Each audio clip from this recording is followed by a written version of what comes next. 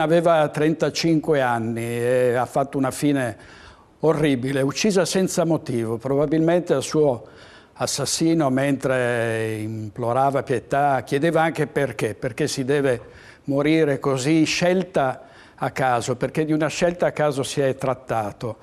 Potevamo essere noi, poteva essere ciascuno di noi, poteva essere una signora anziana, un pensionato, una coppia, poteva essere un bambino, come è successo a Roma, dove un altro disturbato mentale aveva, come ricorderete, qualche giorno fa ucciso 2 fratellini più un pensionato, sempre così, per sparare nel mucchio, in quel caso con un'arma da fuoco, perché si era arrabbiato con il mondo e così ha pensato di sistemare i conti. È qualcosa di orribile, di raccapricciante, che lascia sgomenti, morire senza un perché. E questo succederà ancora purtroppo, perché dopo la chiusura dei manicomi con la legge Basaglia e poi successivamente anche la chiusura degli ospedali psichiatrici giudiziari, che non erano del Ministero della Salute e della Sanità ma del Ministero della Giustizia, quindi dei carceri che poi sono stati chiusi.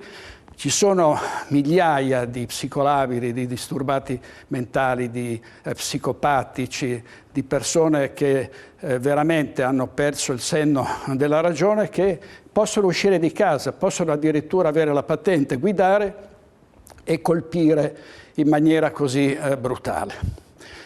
Allora noi abbiamo pensato che in un momento in cui si parla inutilmente di tante questioni, migranti, lo Ius Soli, adesso c'è il grande dibattito sul DDL Zan, che è una legge ovviamente che tende a proteggere i più fragili, i più deboli. Ci vuole un DDL contro i malati di mente che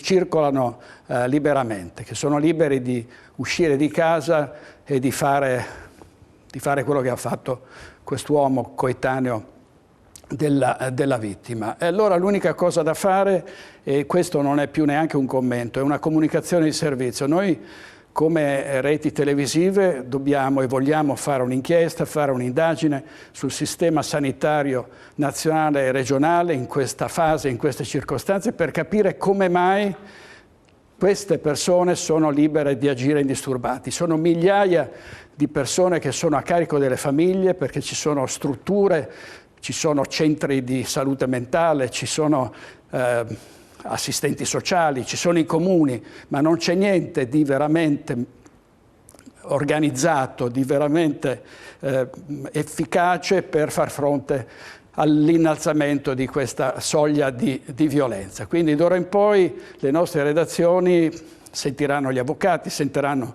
gli psicologi, sentiranno gli psichiatri. Cerchiamo di capire assieme come fare a fermare un fenomeno che non può far altro che altri danni se la situazione non cambia. Quindi aspettiamo anche da voi un aiuto, un contributo, collaboriamo insieme per mettere fine a questo stillicidio di morti e a quella che può diventare una strage spaventosa.